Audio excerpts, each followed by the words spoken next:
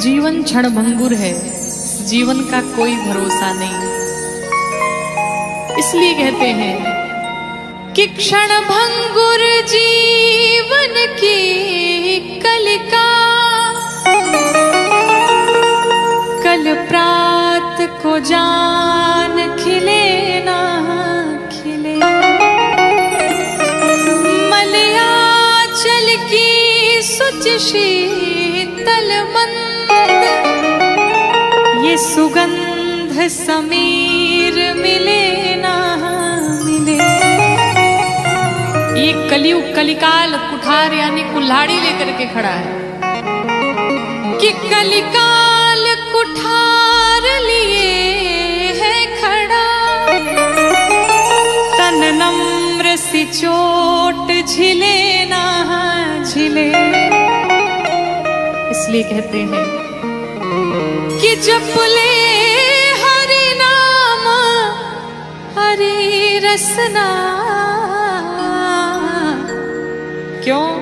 क्योंकि फिर अंत समय में ये हिले ना हिले।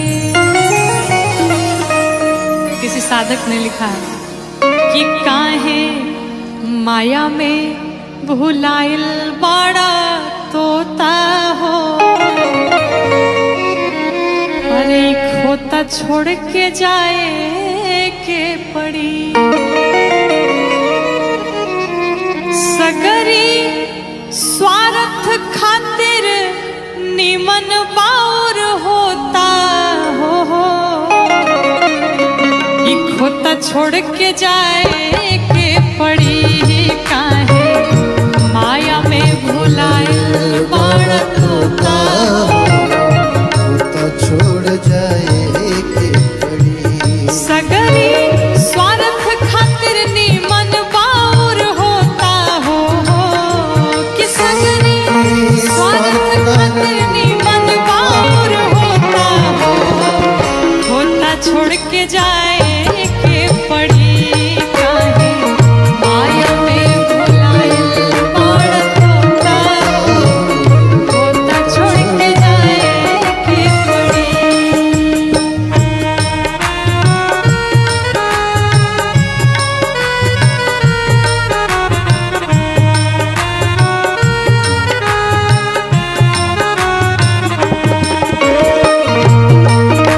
राघवेंद्र सरकार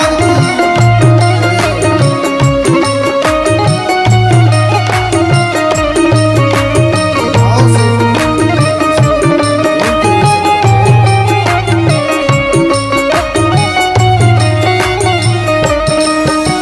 चाहे आप जितना भी धन कमा लीजिए, साधक कहता है लाख करोड़ धन तू कमैबा।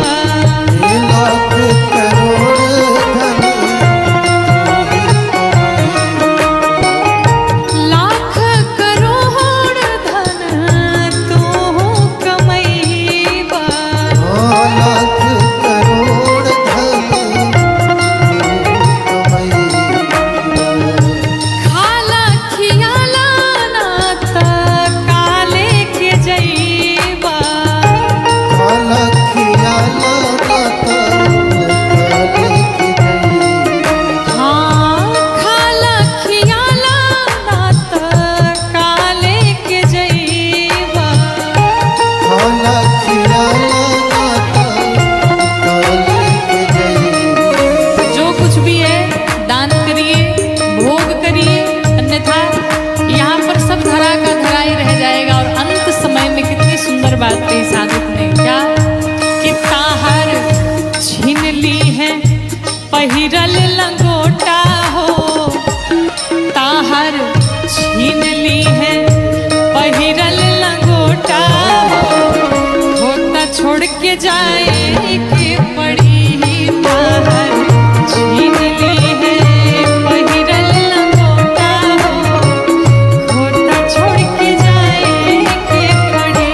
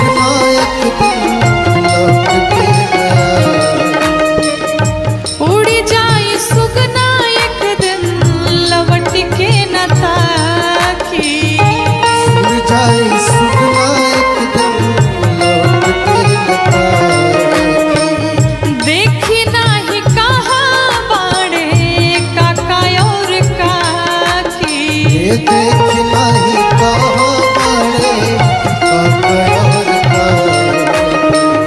देखी नाही कहाँ बाड़े काका और काकी। देख नहीं कहाँ बड़े काका और काकी।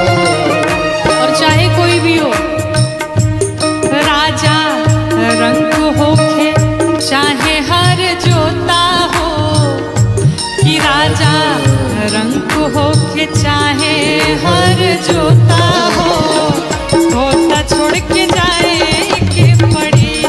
राजा रंग होखे चाहे हर जोता हो, होता छोड़ के जाए के पड़ी। काहे माया में भुलाए बड़ तोता हो, होता छोड़ के जाए के पड़ी।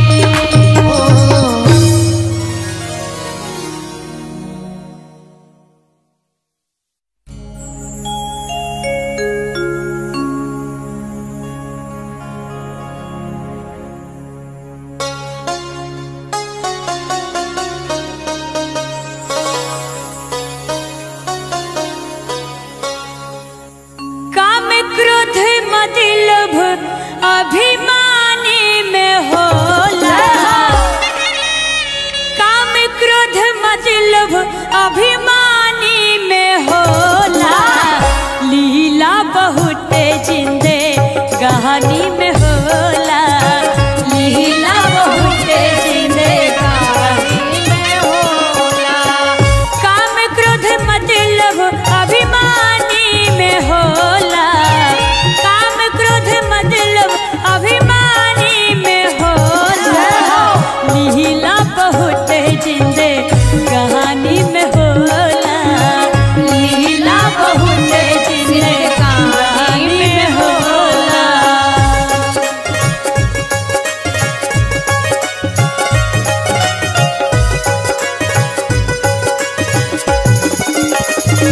जय हो।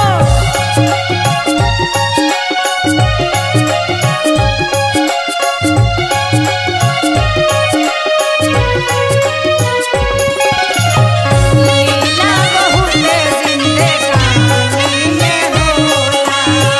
लीला बहुत जिंदे कहानी में होला।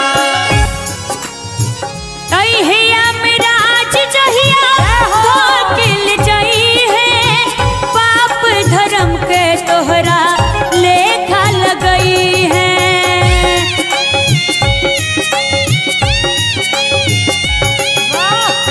अहिया मिराज जहिया धोकिल जई है। पाप धर्म के तोहरा लेखा लगई है। सब कस गलती नादानी में होला। सब कस गलती नादानी में होला। लीला बहुत जिंदे कहानी में होला। लीला बहुत जिंदे कहानी में होला। लीला बहुत जिंदे कहानी में होला।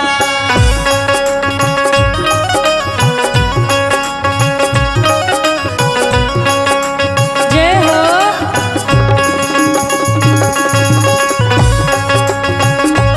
आहा, क्या बात है।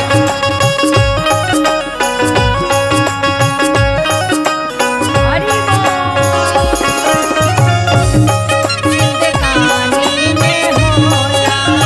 लीला बहुत जिंदे कहानी में होला। देखी कहल बा 4 दिन के चांदनी बा फिर अंधेरी रात।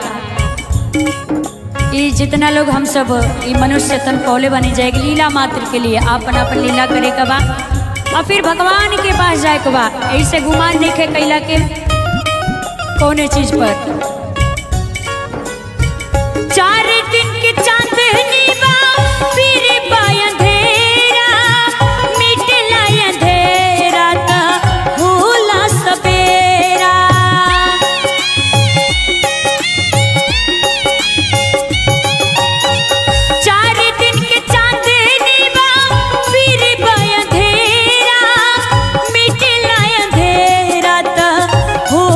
सबे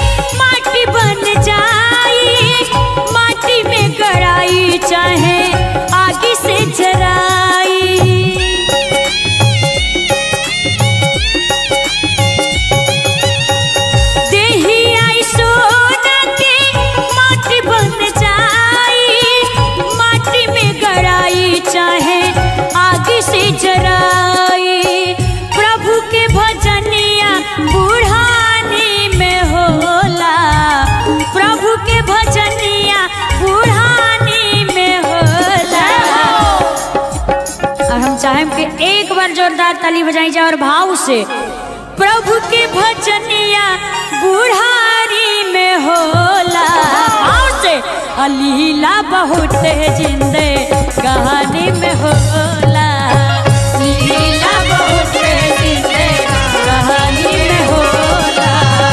लीला बहुत जिंदे कहानी में होला। लीला बहुत जिंदे कहानी में होला। लीला बहुत जिंदे कहानी में होला। लीला बहुत जिंदे कहानी में होला। लीला बहुत जिंदे कहानी में होला।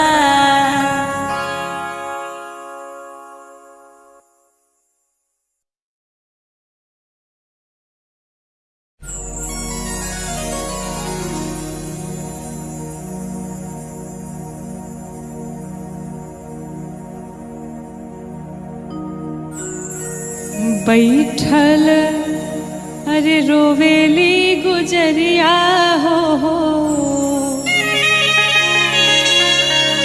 बैठल रोवेली गुजरिया हो। आई चुनरिया में दाग लागल। बैठल रोवेली गुजरिया हो। चुनरिया में दाग लागल। कैसे जाई पिया के नगरिया हो। कैसे जाई पिया के नगरिया हो। चुनरिया में दाग लागल। बैठल रोवेली गुजरिया हो। चुनरिया में दाग लागल।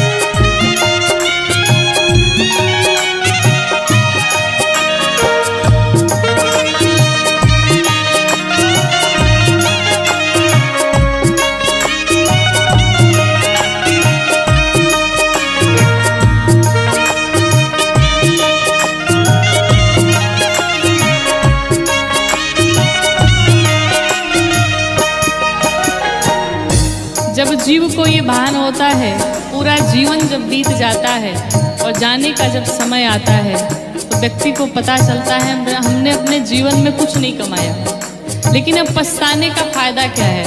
साधक कहता है, आइल भगवाना के हमारो संदेशा।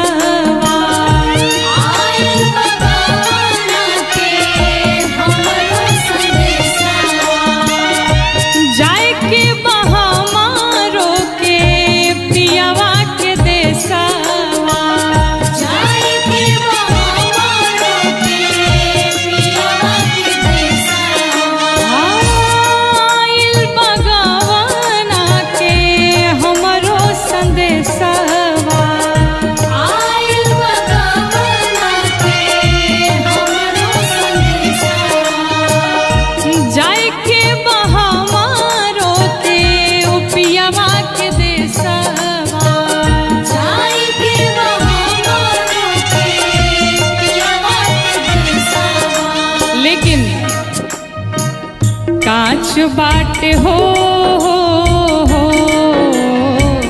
कांच बाटे हमरो मिरिया हो। चुनरिया में दाग लागल।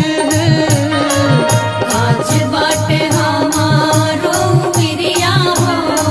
चुनरिया में दाग लागल।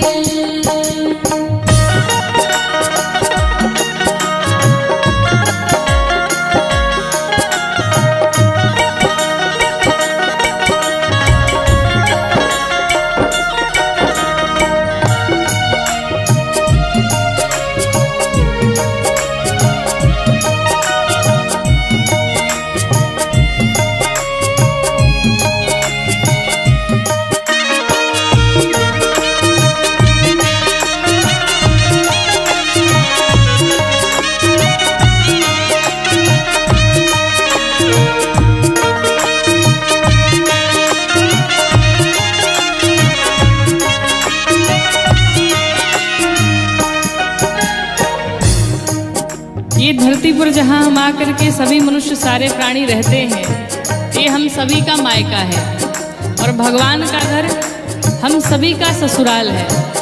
आप एक बार विचार करिए, कोई भी कन्या अपने मायके में जब आती है तो कितने दिनों तक मायके में रह सकती है?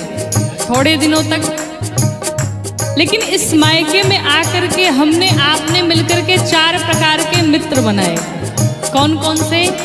काम, क्रोध, लोभ, मोह, ये 4 प्रकार के हमारे मित्र हैं और दिन रात हम इसी के सानिध्य में रहे, इन्हीं से हमने प्रेम किया। साधक कहता है,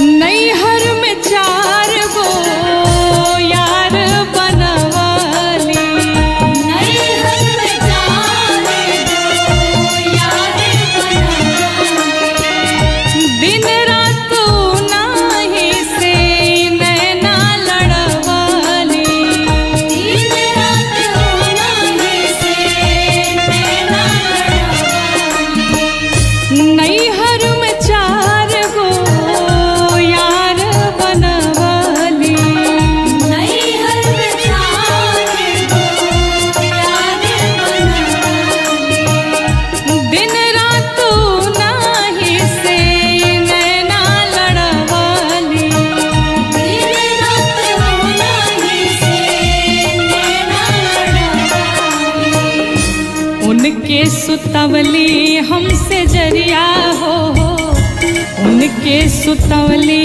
हमसे जरिया हो, चुनरिया में दाग लागल, बैठल रोएली गुजरिया हो, चुनरिया में दाग लग गइल।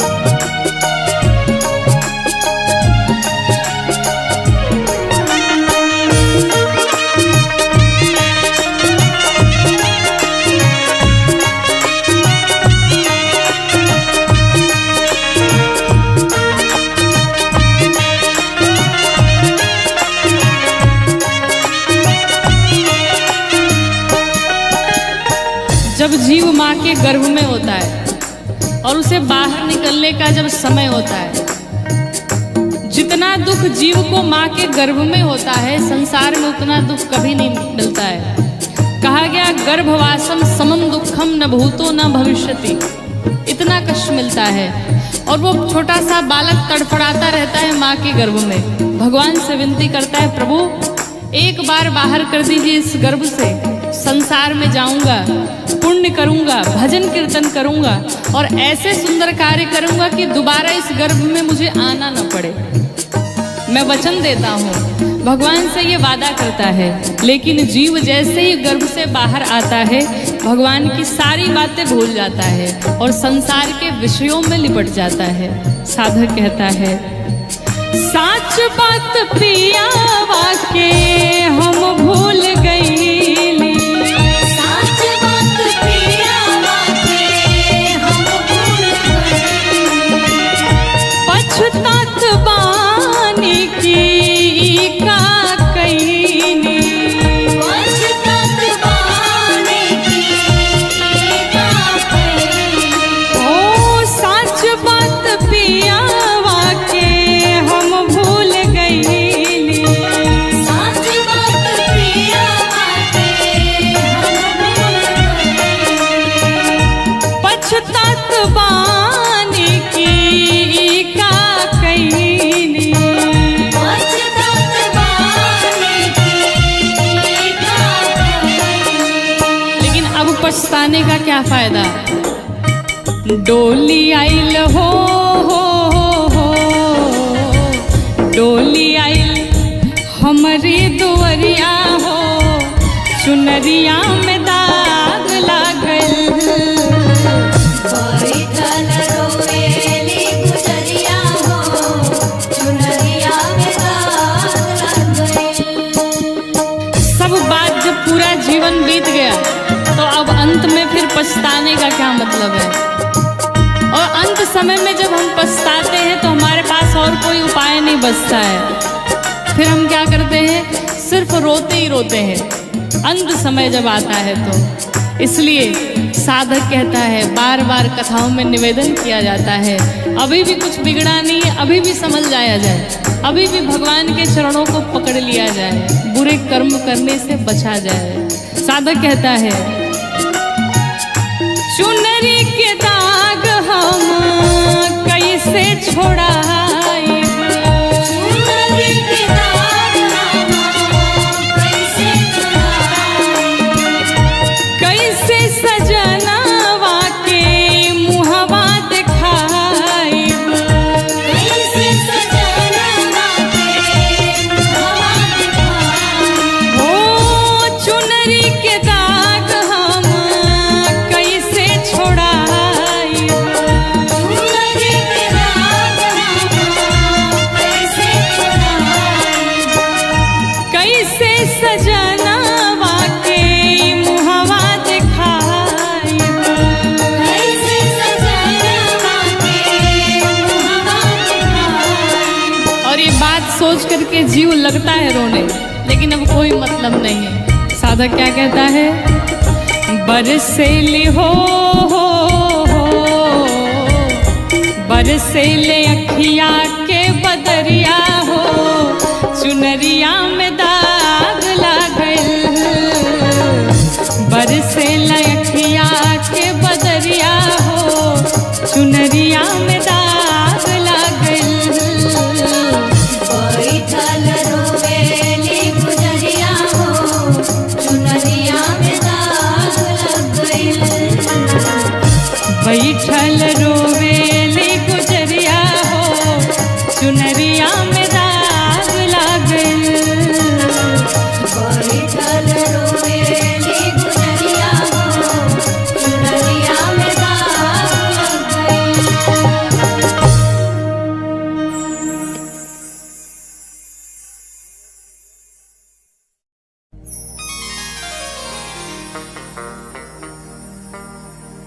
कि तोहर देहिया हो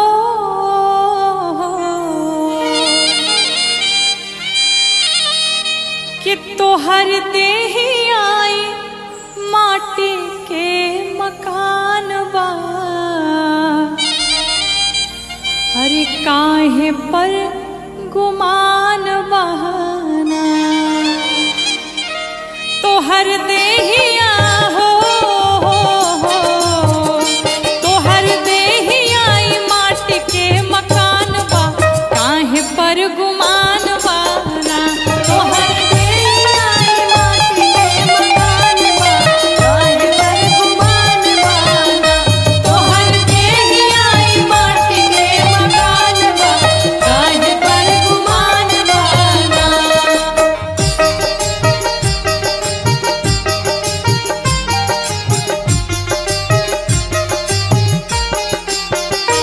तोहर देहिया माटी के मकान बा, काहे पर गुमान बाना। तोहर देहिया माटी के मकान बा, काहे पर गुमान बाना। कितनी सुंदर बात साधक कहता है, जीवन में चाहे लाखों करोड़ों की संपत्ति कमा लीजिए, लेकिन मरने के बाद एक पैसे भी आपके साथ नहीं जाने हैं। इसलिए कमाना है तो पुण्य कमाइए, किसी का आशीर्वाद कमाइए, सिर्फ यही आपके साथ जाने वाला है। क्या जोर बके तनो पाई पाई साथ एक हो न जाई, जोर बकतन पाई पाई साथ एक हो न जाई। जोर बके तनो पाई पाई साथ एक हो न जाई, जोर बकतन पाई पाई साथ एक हो न जाई। जोर बके तनो पाई पाई साथ एक हो न जाए हो, तोहर जाए बदेहा तोहर जाए बदे बांस के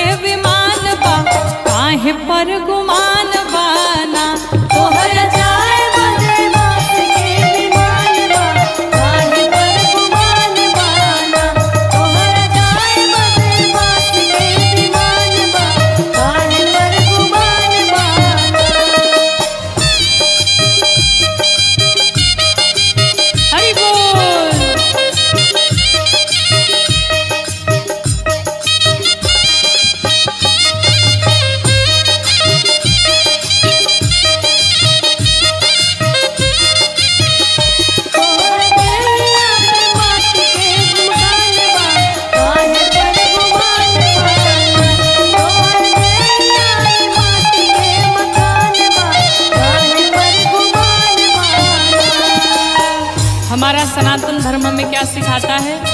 हम सबसे प्रेम करें, सब जीवों पर दया करें, परोपकार करें। कहते हैं धर्म कहे बार बार कर सबसे तू प्यार, धर्म कहे बार बार कर सबसे तू प्यार, धर्म कहे बार बार कर सब ही से प्यार। जीव दुनिया के जीव दुनिया के कहीं समान बा, काहे पर गुमान बाना।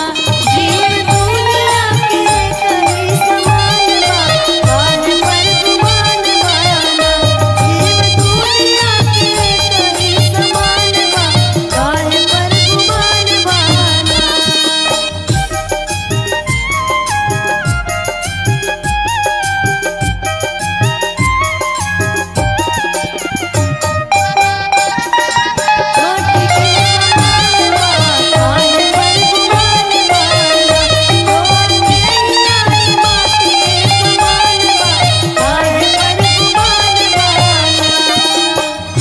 संसार में कोई बड़ा छोटा नहीं होता, भगवान के सामने सब एक समान होते हैं। कहते हैं कोई बड़ा नाही छोट नाही बाकी हूँ मैं खो, कोई बड़ा नाही छोट नाही बाकी हूँ मैं खो, कोई बड़ा नाही छोट नाही बाकी हूँ मैं खो,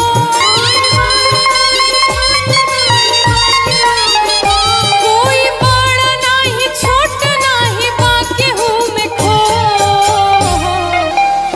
लोग झूठ झूठ हिंदू मुसलमान बा, काहे पर गुमान बाना। लोग झूठ झूठ हिंदू मुसलमान बा, काहे पर गुमान बाना। कहर देही आई माटी के मकान बा, काहे पर गुमान बाना। कहर देही आई माटी के मकान बा, काहे पर गुमान बाना। कहर देही आई माटी के मकान बा, काहे पर गुमान बाना।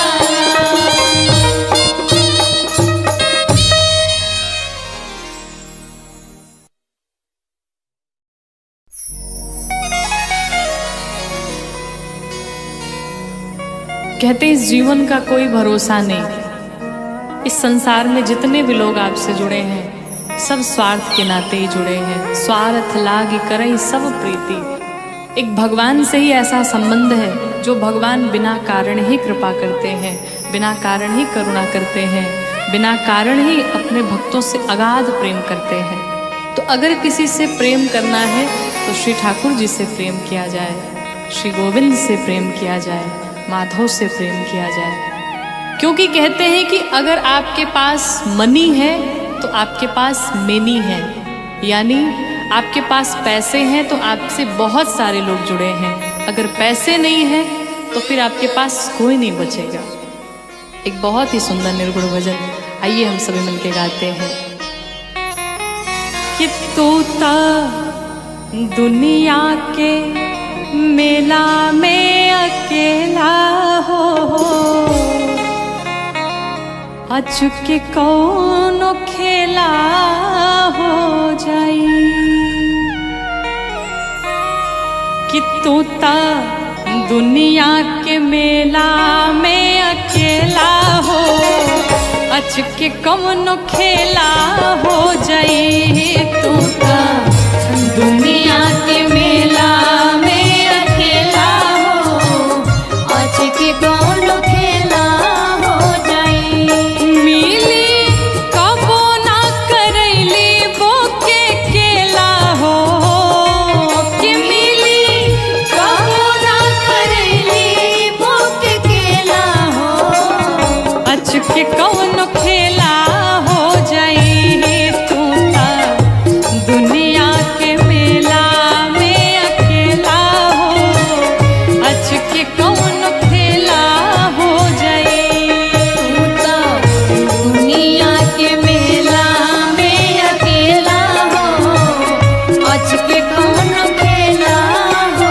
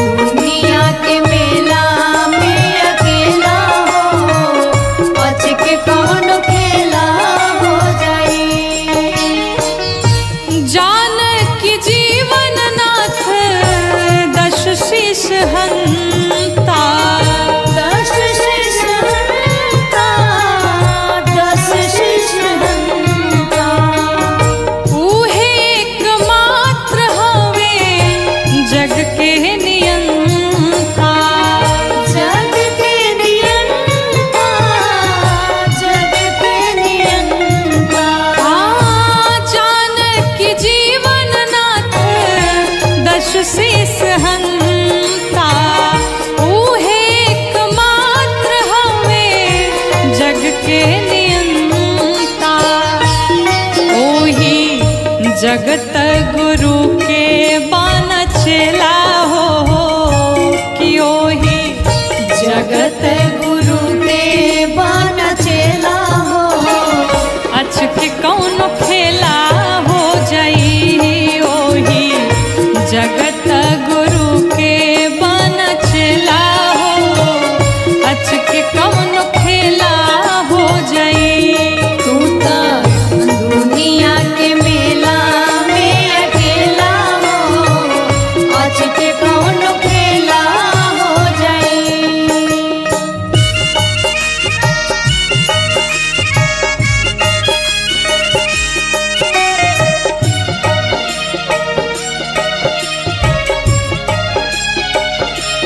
तू तो दुनिया के मेला में अकेला हो। आज के कौन खेला हो जाई। तू तो दुनिया के मेला में अकेला हो। आज के कौन खेला हो जाई। घेरले बा बेटा बेटी भाई में हरारू। भाई में हरारू। भाई में हरारू। माया में बजारू धारैल तू बेचारू। धरैला बेचारू। धरैला बेचारू। घेरले बा बेटा बेटी भाई में हरारू। माया में बजारू धारैल तू बेचारू। कि यही जा केहू नाही केहू के हो खेला हो। कि यही जा केहू नाही केहू के हो खेला हो। अच के कौन खेला हो जाई। कांदा दुनिया के मेला में अकेला हो। आज के कौन खेला हो जाई। तू तो दुनिया के मेला में अकेला हो। आज के कौन खेला हो जाई।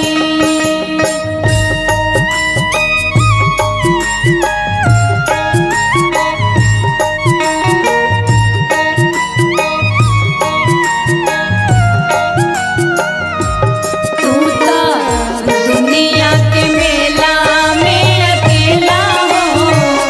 आज के कौन खेला हो जाई। तू तो दुनिया के मेला में अकेला हो। आज के कौन खेला हो जाई। जीव कठपुतरी हा राम जी मदारी। राम जी मदारी हो। राम जी मदारी। ऊ जवन चाहस तमने होला ए शिकारी। होला ए शिकारी। होला ए शिकारी। हाँ जीव कठपुतरी हा राम जी मदारी। ऊ जवन चाहस तमने होला ए शिकारी। कि गौरी इष्ट अनुपमा अलबेला हो। कि गौरी इष्ट अनुपमा याल बेला हो। अच के कौन खेला हो जाई। तू तो दुनिया के मेला में अकेला हो। आज के कौन खेला हो जाई। कि मिली कबो ना करैली बोके केला हो। कि मिली कबो ना करैली मोके केला हो। अच के कौन खेला हो जाई। तो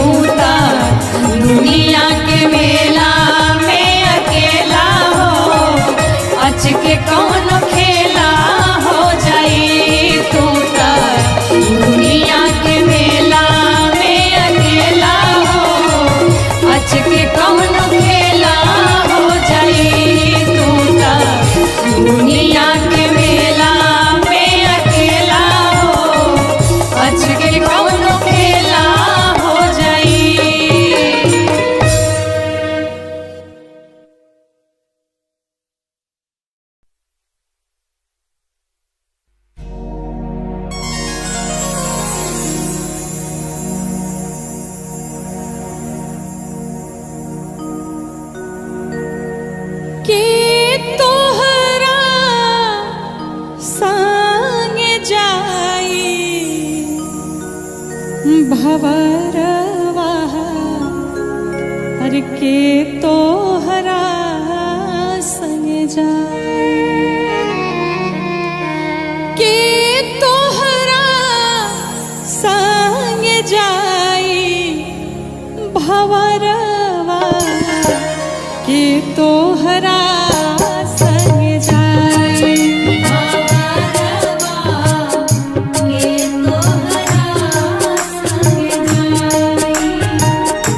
के तोहरा संग जाई भवरवा के तोहरा संग जाई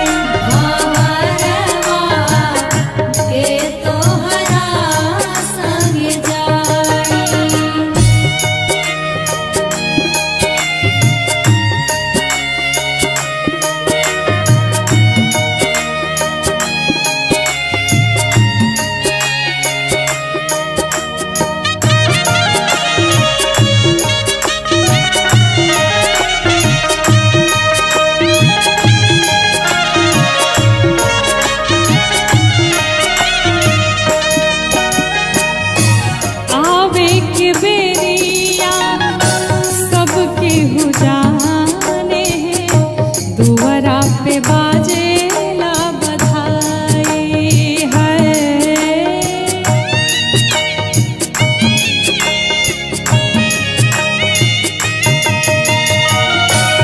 आवे के बेरिया सबके हो जाने हैं दुआरा पे बाजेला बधाई है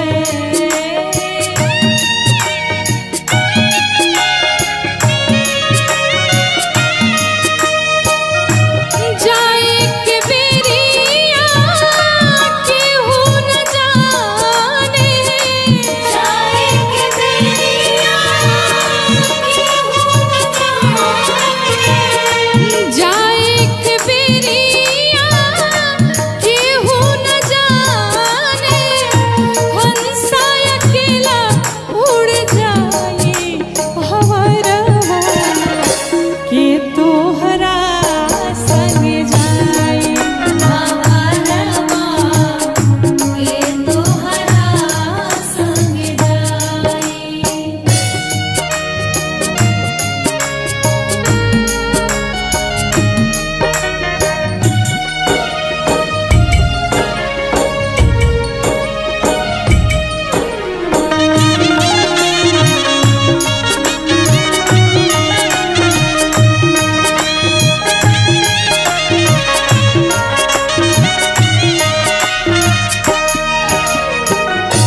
देहरी पकड़ के मेहरी रोवे है देहरी पकड़ के मेहरी रोवे है बाह पकड़ के भाई है